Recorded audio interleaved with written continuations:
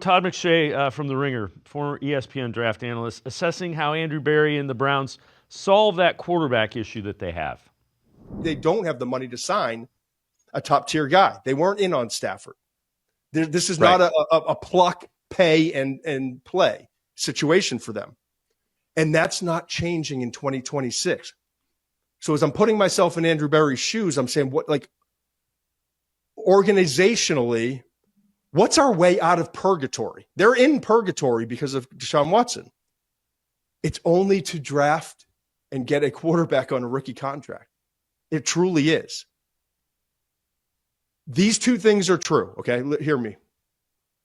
And Berry has to be thinking these things. One, they can't expect to be drafting this high again for a while. They're too good. That roster's too good, okay? And if they are, as I said, Berry and Stefanski are very likely out of jobs.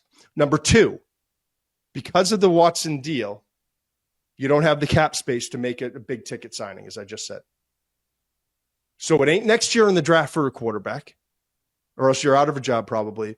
And it's not going to be this year or next year signing a big name guy who can come in and solve it all. So I'm saying all this to reiterate Cleveland's best chance at winning short and long term is to strike gold with this number 2 pick.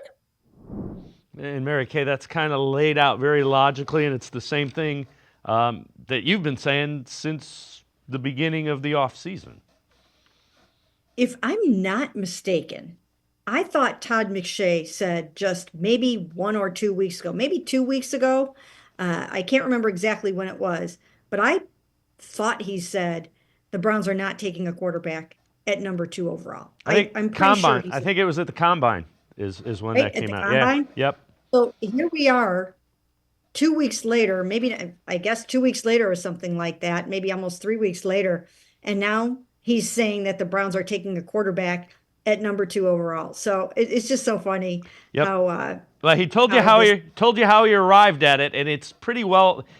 That's kind of what we've been saying. So he's starting to see the nothing has changed in the last 3 weeks. Correct. Nothing has changed. So those parameters, those financial constraints were there 3 weeks ago, and the same set of circumstances were there 3 weeks ago. So, you kind of have to think that they're going quarterback at number 2 overall. And now that they haven't done anything in free agency to get a starting bridge yet, there's no sense of urgency to do that. It makes me believe even more that they're going number 2 quarterback.